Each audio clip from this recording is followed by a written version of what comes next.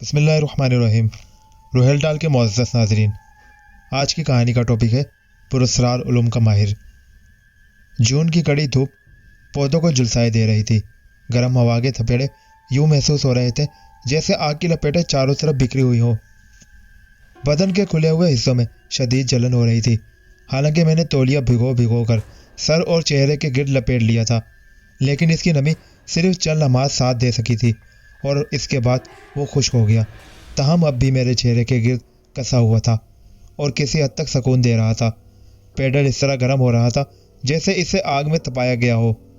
Rubber کے paid گویا پگھل رہے تھے۔ مجھے احساس ہو رہا تھا کہ میں زیادہ دیر سفر جاری نہیں رکھ سکوں گا۔ یہ ناگہانی مجھ پر بس اچانک ہی آ پڑی تھی۔ ملتان اور اس کے نوا کی گرمی ضرب المثل ہے۔ آفریدہ نے منع کیا تھا کہ موٹر سائیکل سے اتنا لمبا سفر نہ کرو، لیکن قصور میرا بھی نہیں تھا۔ میں اتنی صبح گھر سے نکل آیا تھا کہ دھوپ تیز ہونے سے پہلے اپنی منزل پر پہنچ جاؤں، 10 بجے تک اپنا کام کروں اور پھر آرام کروں، اور جب سورج ڈھل جائے تو واپسی کا سفر طے کروں۔ لیکن ملتان سے تقریباً 20 میل دور نکلا تھا کہ موٹر سائیکل گڑبڑ کر گئی۔ پتہ نہیں کم بخت میں کیا ہو گیا تھا۔ چاروں طرف جنگل بیابان، دور دور تک کسی انسان یا آبادی کا وجود نہیں تھا۔ مجبوراً ٹول باکس نکالا اور موٹر سائیکل ایک گھنے درخت کے نیچے کھڑی کر کے میں اس کی دیکھ بھال میں مصروف ہو گیا۔ پلک صاف کیے ہر وہ ممکن چیز دیکھ لی جس کی وجہ سے گڑبڑ ہو سکتی تھی، لیکن موٹر سائیکل اسٹارٹ نہ ہوئی۔ سورج ابھرنے لگا اور اس کا اٹھان ہی ایسا تھا کہ آنے والے وقت کا تصور کیا جا سکتا تھا۔ در حقیقت میں سخت پریشان ہو گیا۔ یہ عام شاہراہ نہیں تھی۔ سفر کو ختم کرنے کے لیے میں نے ایک چھوٹا راستہ اختیار کیا تھا جو شاہراہ سے ہٹ کر تھا، لیکن یہی چیز میرے لیے مصیبت بن گئی۔ پیدل چل کر اگر سڑک تک پہنچنے کی کوشش کرتا تو کئی گھنٹے لگ جاتے، کیونکہ چلتی ہوئی سڑک یہاں سے تقریباً 8 میل دور تھی۔ مجبوراً موٹر سائیکل میں لگا رہا اور اس پریشانی میں تقریباً 3 گھنٹے لگ گئے۔ سمجھ میں نہیں آ رہا تھا کہ کیا کروں۔ تھوڑا سا پانی ساتھ لے لیا تھا جو اس وقت میرا مونس، میرا ہمدرد تھا۔ ایک ایک قطرہ سنبھال کر خرچ کر دیا تھا۔ اب اس کے سوا کوئی چارہ نہیں تھا کہ اسی درخت کے نیچے آرام کروں اور جب دھوپ ڈھل جائے تو پیدل سڑک تک پہنچنے کی کوشش کروں۔ موٹر سائیکل کو گھسیٹ کر لے جانا میرے بس کی بات نہیں تھی۔ 11:15 بجے تھے۔ طبیعت میں شدید جھنجھلاہٹ تھی۔ جی چاہ رہا تھا کہ موٹر سائیکل کو آگ لگا دوں۔ کافی دیر تک درخت کے نیچے بیٹھنے کے بعد میں نے ایک بار پھر دماغ ٹھنڈا کر کے ٹول باکس سنبھال لیا اور موٹر سائیکل کے قریب پہنچ گیا۔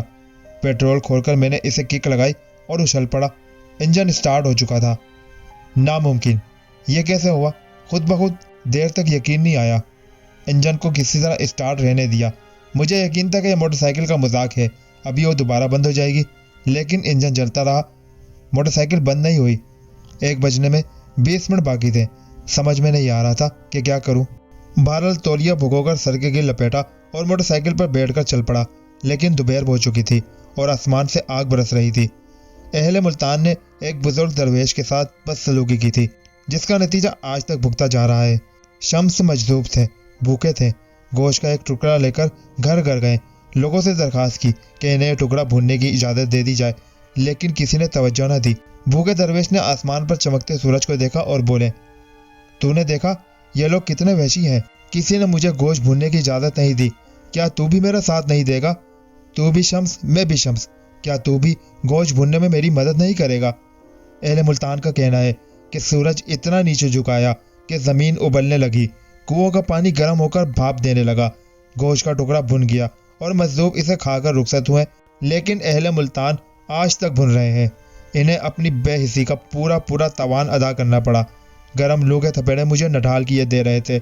میری آنکھیں کسی ایسی پناہ کی تلاش میں بھٹک رہی تھی جہاں تھوڑا سا سایہ ہو اور میں رک کر آرام کر سکوں۔ مجھے یقین تھا کہ اگر تھوڑی دیر تک اور چلتا رہا تو کسی حادثے کا شکار ہو جاؤں گا۔ ممکن ہے لو لگ جائے اور میرا بدن اس شدید گرمی کو برداشت نہ کر سکے۔ آنکھیں چاروں طرف بھٹک رہی تھی۔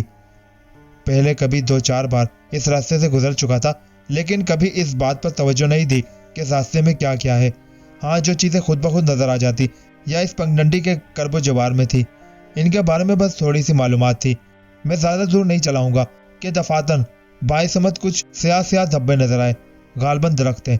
فاصلہ 2 یا 2.5 فلانگ سے زیادہ نہ ہوگا۔ درختوں کا یہ جھنڈ اس لگ دوگ میدان میں تنہا کھڑا تھا۔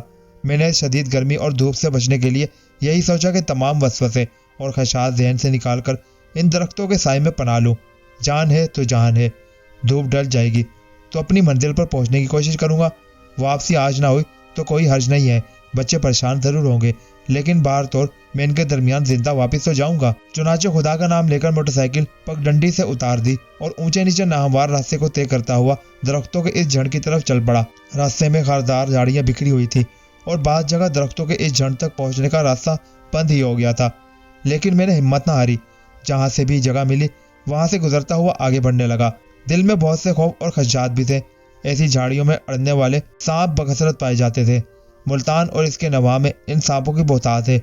हर चंद के मेरा चेहरा तौलिए से ढका हुआ था, लेकिन बाहर तौर आंखें खुली थी और पेशानी का कुछ हिस्सा भी खुला हुआ था, हाथ भी खुले हुए थे।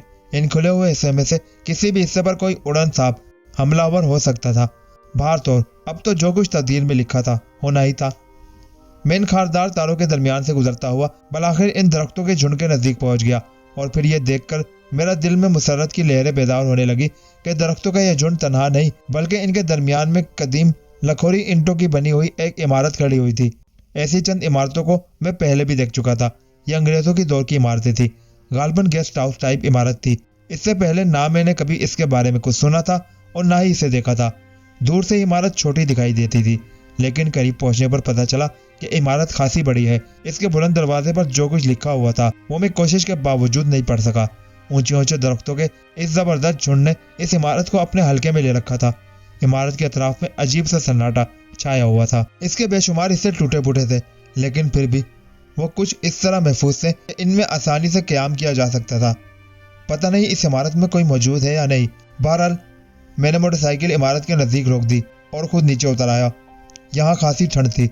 कम से कम इस गर्मी में दरख्तों के नीचे भी इतनी ठंड का तस्वर नहीं किया जा सकता था। दरवाजा अंदर से बंद था।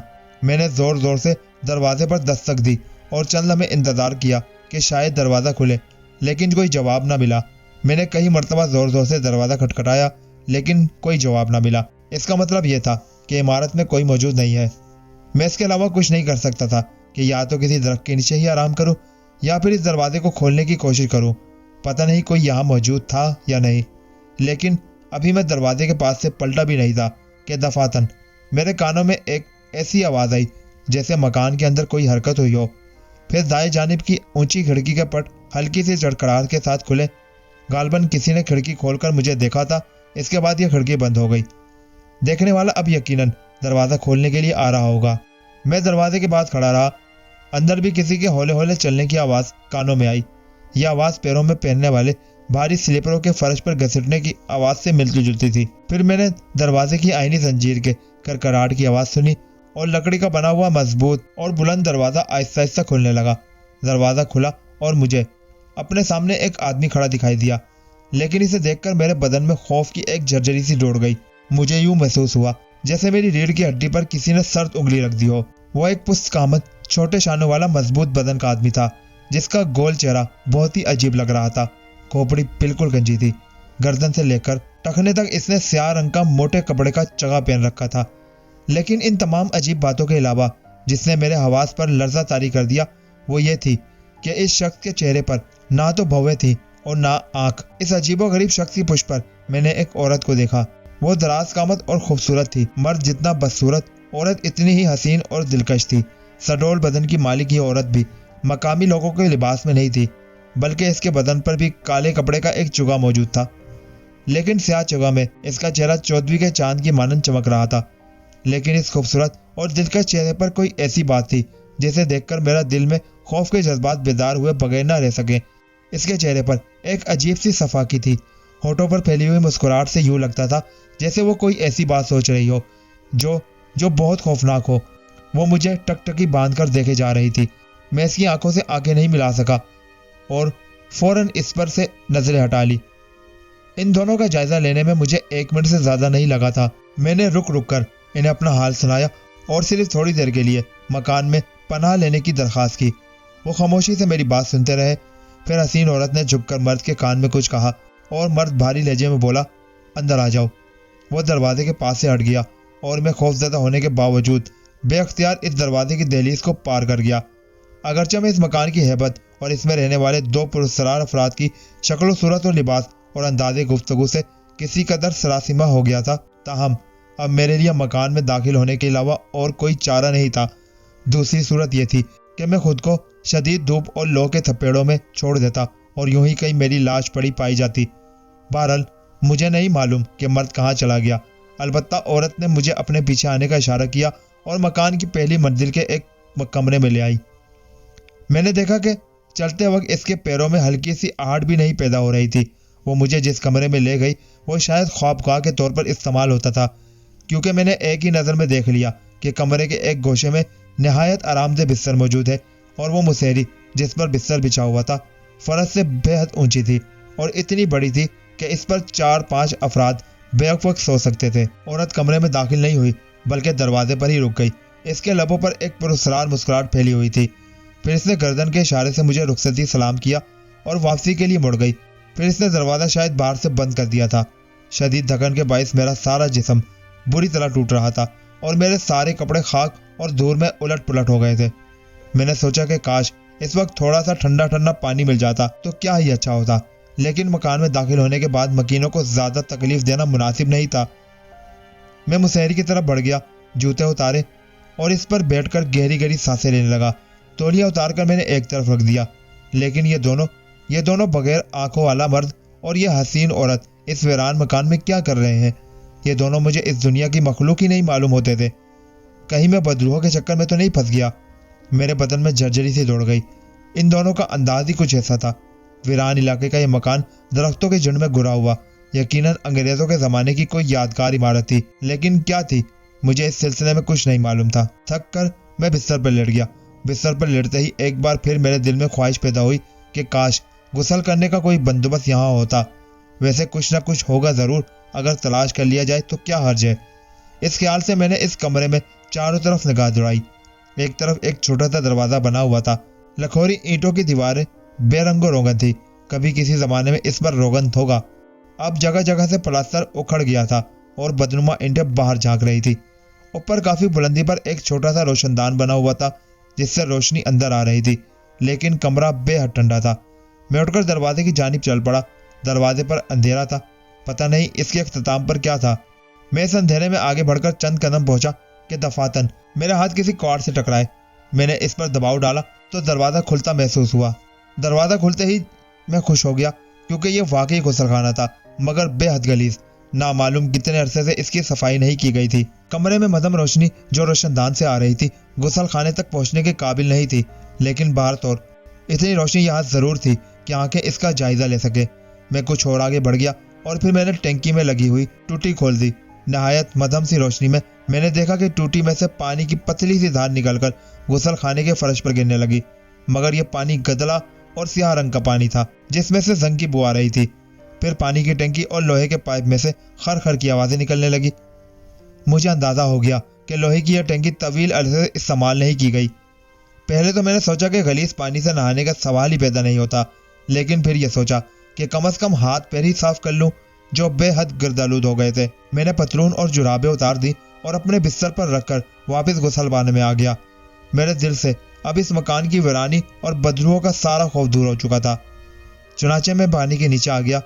چونکہ میں اس غلیظ اور بدبودار پانی سے ہاتھ نہیں دھو سکتا تھا، اس لیے میں نے اپنے پیر آگے بڑھا دیے اور پانی کی پتلی دھار میرے پیروں پر گرنے لگی، مگر دفعتاً میرا سانس جہاں تھا وہیں رک گیا۔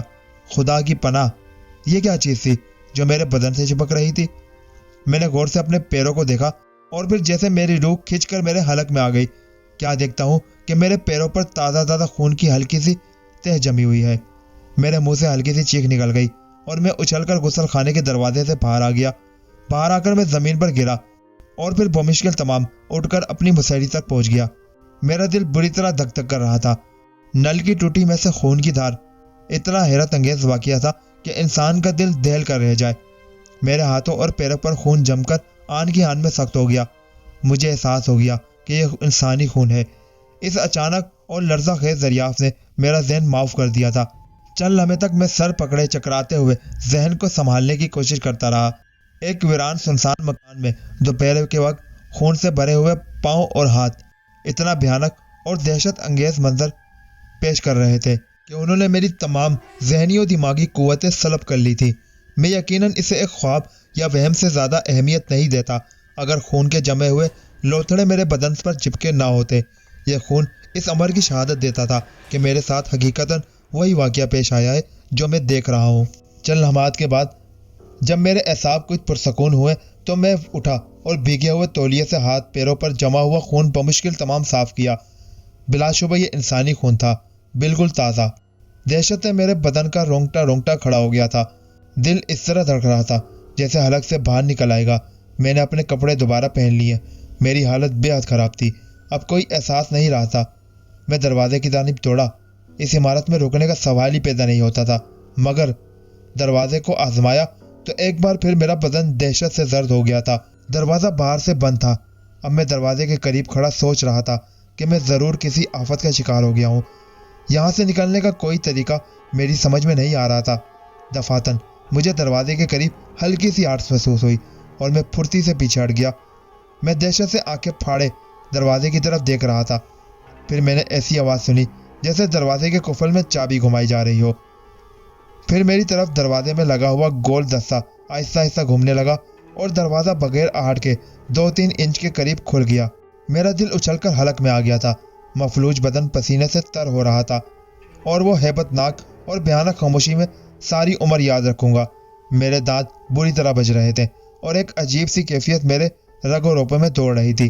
دفعتاً میرے حلق سے ایک دہشت زدہ چیخ نکلی۔ الفاظ کچھ بھی نہیں تھے، بس یہ غیر اختیاری سی چیخ تھی جو خوف کے عالم میں میرے منہ سے نکلی تھی۔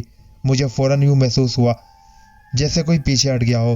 دروازہ جتنا کھلا تھا فوراً ہی بند ہو گیا۔ میں چند لمحات اپنی جگہ کھڑا اپنے مفلوج بدن کو جنبش دینے کی کوشش کرتا رہا۔ میری سمجھ میں نہیں آ رہا تھا کہ کیا کروں۔ کوئی ترکیب میرے ذہن میں نہیں آ رہی تھی۔ مجھے یقین تھا کہ میں اس عمارت میں موت کا شکار ہو جاؤں گا۔ میں کسی اسیبی جال میں پھنس گیا تھا۔ بمشکل تمام میں نے اپنے حواس کو کسی حد تک سنبھالا اور اس مصیبت سے بچنے کی ترکیبیں کرنے لگا۔ دروازے کے قریب پہنچ کر میں نے پھر اسے کھولنے کی کوشش کی، لیکن میرا اندازہ درست تھا۔ دروازہ دوبارہ باہر سے مقفل کر دیا گیا تھا۔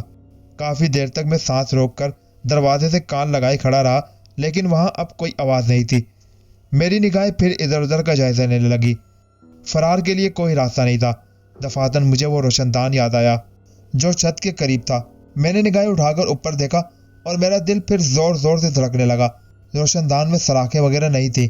اگر کسی طرح اس تک پہنچا جا سکتا تو غالباً وہاں سے نکلا جا سکتا تھا۔ میں اس تک پہنچنے کے لیے راستہ تلاش کرنے لگا۔ اس وقت اس کے علاوہ اور کوئی چارہ نہیں تھا کہ بندروں کی طرح بازیگری دکھاؤں۔ کافی دیر تک میں سوچتا رہا، پھر میں نے اس بستر کی طرف دیکھا جس پر چادر وغیرہ بچھی ہوئی تھی۔ صرف ایک ترکیب تھی، صرف ایک ترکیب۔ میں نے چادر اٹھا لی اور اس کی مضبوطی کا اندازہ کرنے کے بعد اس کے تقریباً 8 انچ چوڑے چوڑے ٹکڑے لمبائی میں پھاڑنے لگا۔ میں رسی تیار کر رہا تھا۔ چادر کے ٹکڑے کرنے کے بعد میں نے ان تمام ٹکڑوں کے درمیان گرہیں لگائیں اور گرہیں لگانے کے بعد کوئی ایسی چیز تلاش کرنے لگا جس کے ذریعے میں روشن دان تک پہنچ سکوں۔ کوئی ترکیب سمجھ میں نہ آئی تو ایک بار پھر میں غسل خانے کے نزدیک پہنچ گیا۔ غسل خانے میں قدیم طرز کی ایک ٹوٹی لگی ہوئی تھی جس میں ایک لمبا سا پائپ پھنسا ہوا تھا۔ اگر کسی طرح اس پائپ کو توڑ دیا جائے تو یہ ٹوٹی میرے لیے آنکڑے کا کام دے سکتی ہے۔ دل میں خوف و دہشت کا احساس تھا۔ میں جانتا تھا کہ اس پائپ میں خون بھرا ہوا ہے اور یہ خون اسی ٹوٹی کے ذریعے نیچے آیا تھا، لیکن خوف و دہشت کے آخری لمحات میں آدمی کس قدر بے خوف ہو جاتا ہے۔ چنانچہ میں اس پائپ پر قوت صرف کرنے لگا۔ میں اس پائپ کو موڑنے میں کامیاب ہو گیا تھا۔ پائپ نل کے ساتھ ساتھ نیچے تک موڑا اور اس کے بعد میں نے اسے اپنی پوری قوت سے اوپر کی جانب موڑا۔ پھر 4-5 بار اوپر نیچے کرنے سے پائپ کا سرا لچکنے لگا اور اس کے بعد وہ ٹوٹ کر میرے ہاتھ میں آ گیا۔ میری خوشی کی انتہا نہ رہی۔ پائپ کے اس ٹکڑے کو لیے ہوئے میں باہر آیا اور میں نے چادر کے ایک سرے پر اسے مضبوطی سے باندھ دیا۔ اس کے بعد میں پائپ کے اسی ٹکڑے کو تولنے لگا۔ میں اسے اس انداز میں روشن دان تک پھینکنا چاہتا تھا کہ وہ اوپر جا کر پھنس جائے۔ اپنی اس کوشش میں 3-4 دفعہ پائپ کا ٹکڑا پھینکنے کے بعد میں کامیاب ہو گیا۔ چنانچہ اس کی مضبوطی کا جائزہ لینے کے بعد میں چادر کی رسی کے سہارے اوپر چڑھنے لگا۔ مجھے یوں محسوس ہو رہا تھا جیسے بہت سی آنکھیں میرا جائزہ لے رہی تھی۔ وہ بدروح یقیناً میری حرکت سے واقف ہوگی۔ ممکن ہے جب اس روشن دان سے میں سر باہر نکالوں تو مجھے کوئی نادیدہ ہاتھ گردن سے پکڑ کر کھینچ لے اور اس کے بعد پتہ نہیں کیا ہو، پتہ نہیں کیا ہو۔ کوئی بات سمجھ میں نہیں آ رہی تھی۔ بہرحال میں کسی پھرتیلی بلی کی طرح اس رسی کے سہارے چڑھ کر روشن دان تک پہنچ گیا۔ रोशनदान इतना बड़ा जरूर था कि मैं इससे निकलकर बाहर जा सकता था। इस शगाफ तक पहुंचने में मेरा सांस पूरी तरह फूल गया था। मैं एक लम्हे के लिए रुका और फिर रोशनदान से मैंने सर उभारा। मुझे रोशनदान के ऊपर दरख्त की एक शाख नजर आई, मजबूत शाख। अगर मैं इस शाख तक पहुंच जाऊं तो यकीनन दरख्तों के झुंड के जरिए मैं बाहर निकल सकता हूं। मैं यही सोच रहा था कि दफातन मुझे नीचे दरवाजे पर आहट महसूस हुई। मेरे कानों ने यह आहट महसूस कर ली थी। फिर मुझे एक चीख सुनाई दी, एक दिल खराश चीख, बड़ी वहशियाना चीख थी। यह समझ में नहीं आ रहा था कि किसकी आवाज है, लेकिन मेरा पूरा बदन सर्द हो रहा था। बार बार सर लेने मेरे जिस्म में दौड़ रही थी और मैं अपनी पूरी कुव्वत से ऊपर तक पहुंचने की कोशिश कर रहा था। और नीचे वो दोनों अनफरियत चीख रहे थे। हाँ, वो पुस्त कामत शख्स और वो खूनख्वार औरत जो चादर की इस रस्सी के सरों को पकड़ पकड़ कर झटके दे रही थी ताकि रस्सी मेरे हाथों से छूट जाए और मैं नीचे गिर पड़ूं। लेकिन मैं भी इस वक्त जिंदगी और मौत की बाजी लगाए हुए था। मेरे हाथ में जब रोशनदान का सिरा आया तो मैंने खुद को पूरी कुव्वत से ऊपर पहुंचाने की कोशिश की। मेरे दोनों हाथ मजबूती से रोशनदान के ऊपरी हिस्से पर जम गए और मैं इनके जरिए अपने बदन को ऊपर उठाने लगा। बड़ा मुश्किल काम था। एक बार मैंने पूरी कुव्वत से अपने बदन को ऊपर उठाया और इस शाख को पकड़ने की कोशिश की। यह मेरी खुशकिस्मती थी कि शाख मेरे हाथ में आ गई।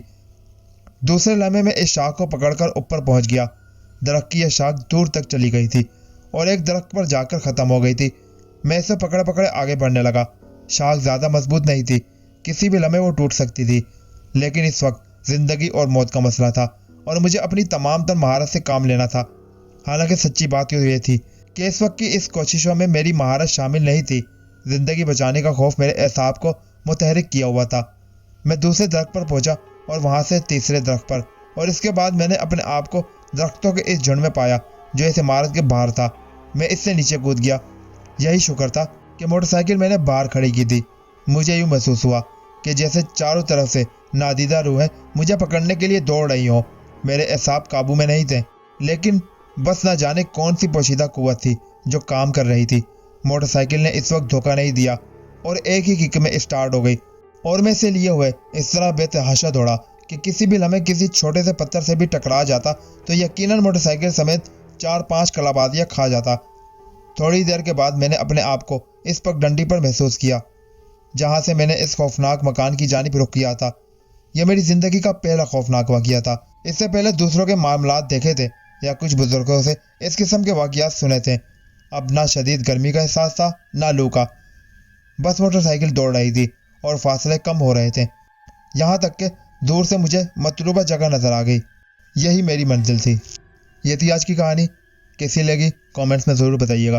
किसी और डरावनी कहानी के साथ मुलाकात होगी। अल्लाह हाफिज़। पाकिस्तान जिंदाबाद।